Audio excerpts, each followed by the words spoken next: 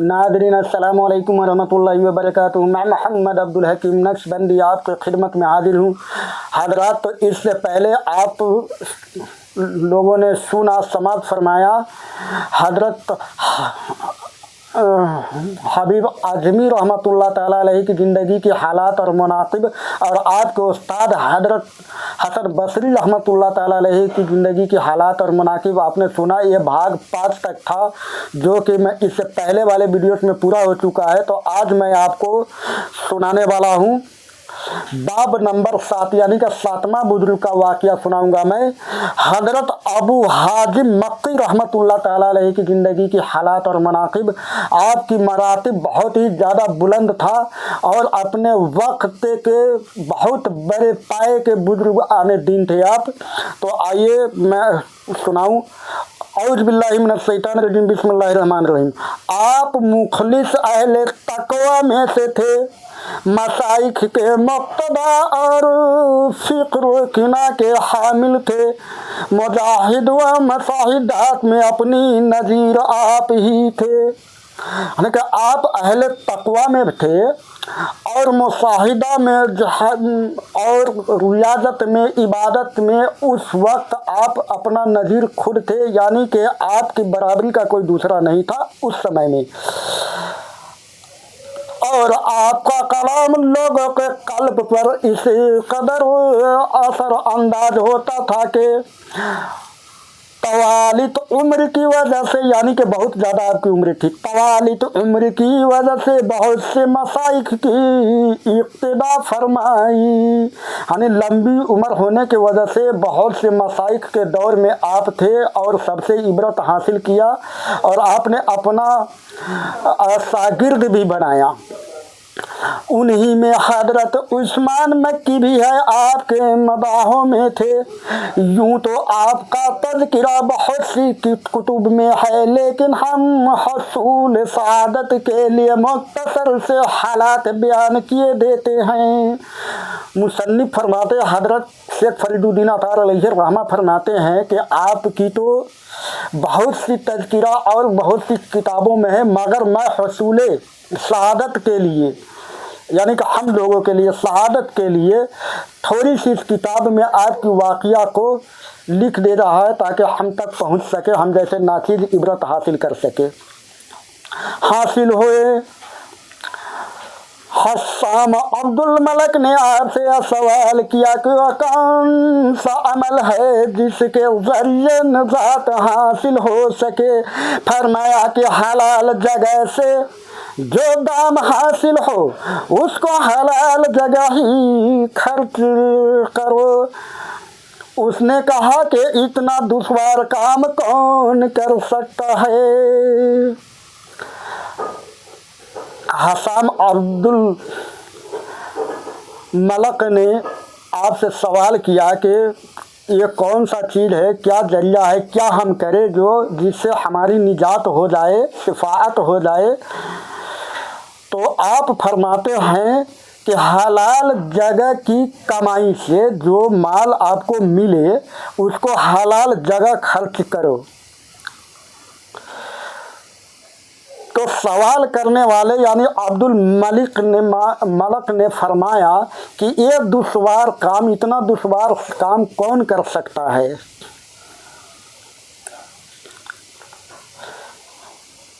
फरमाया कि जिसको जन्नत की ख्वाहिश है और जहन्नम का खौफ रखते हुए रजाए खुदाबंदी की तलब होगी।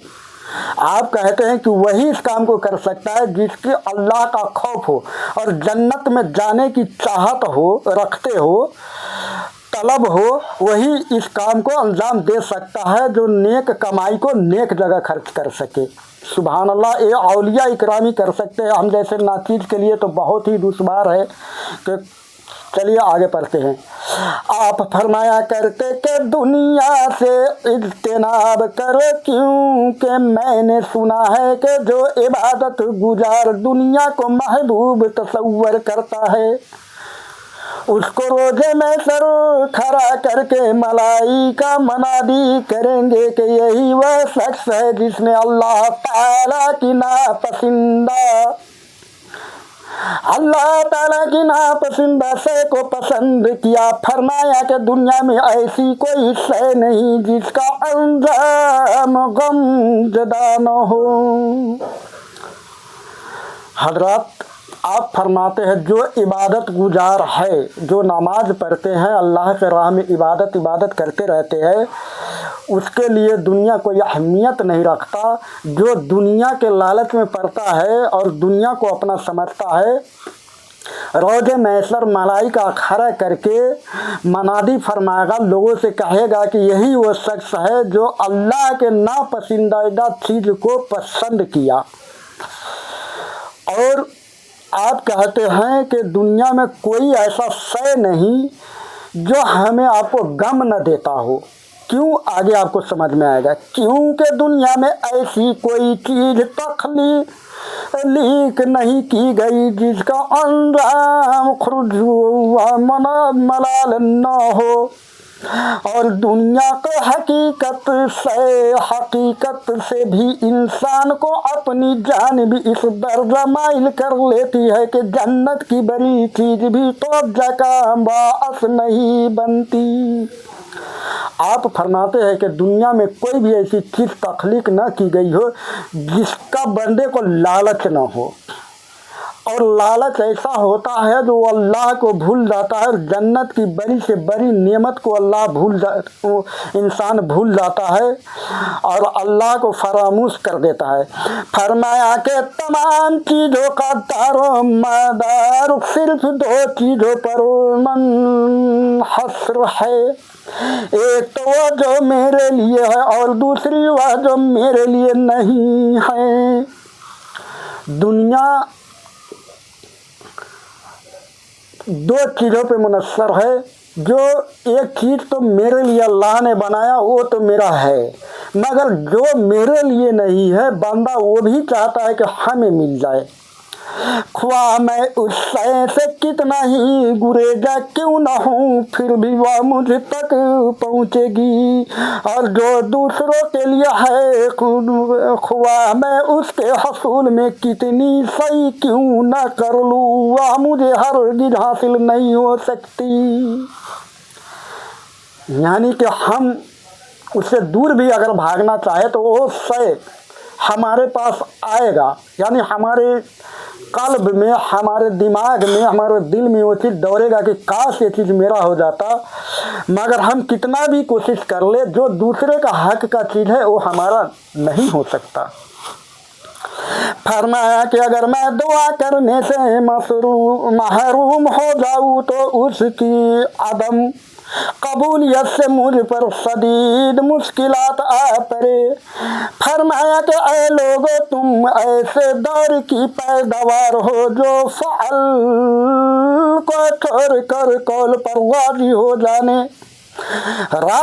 جانے اور عمل کو ترک کر کے علم پر مسرور ہونے کا دور ہے، اس لیے تم بدترین لوگوں میں اور بہترین دور میں ہو۔ فرمایا کہ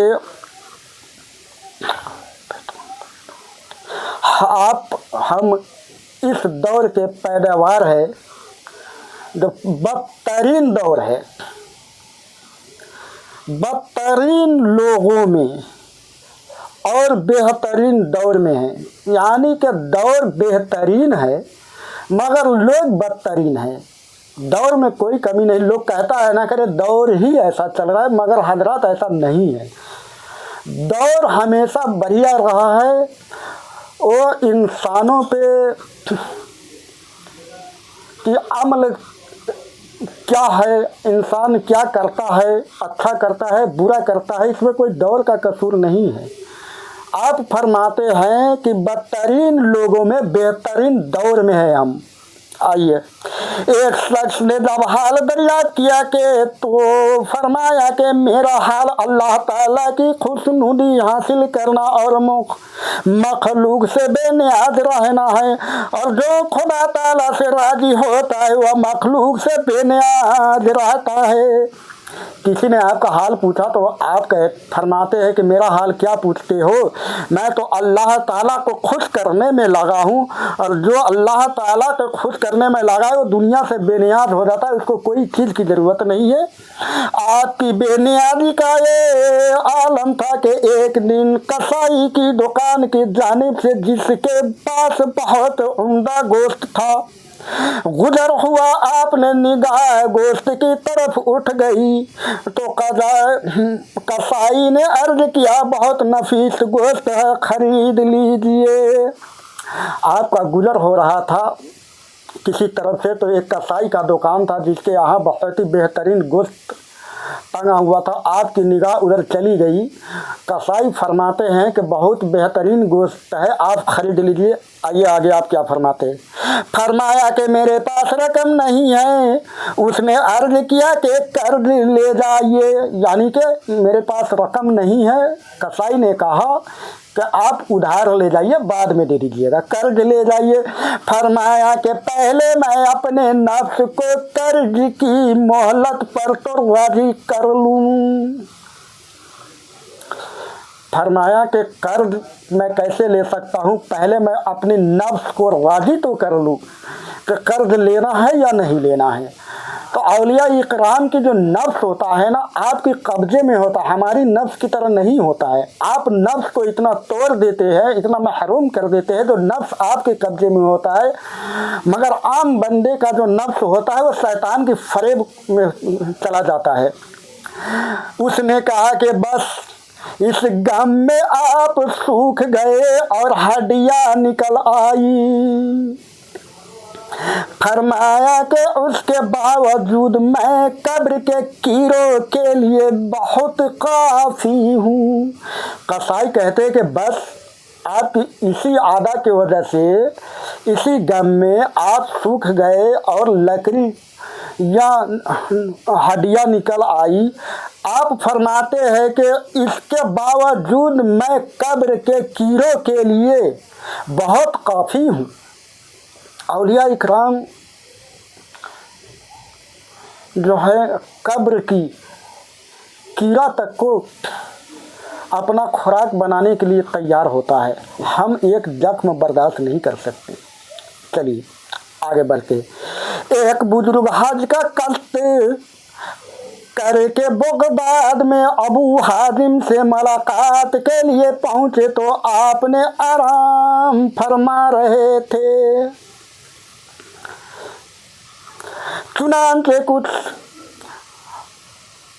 चुनांचे कुछ देर इंतजार करने के बाद जब आप बेदार हुए तो फरमाया कि मैं ख्वाब में हुजूर अकरम सल्लल्लाहु तआला अलैहि वसल्लम के ज़ियारत से मसरूफ़ हुआ और हुजूर अकरम सल्लल्लाहु अलैहि वसल्लम आप तक एक पैगाम भेजवाने का हुक्म दिया है। आप अपनी वालिदा के हकूक़ को नज़रअंदाज न करें, क्योंकि यह हज करने से कहीं ज़्यादा बेहतर है। लिहाजा वापस जाइए और वालिदा की खुशी का ख्याल रखिए। चुनांचे वह हज का कष्ट तर्क करके वापस हो गए।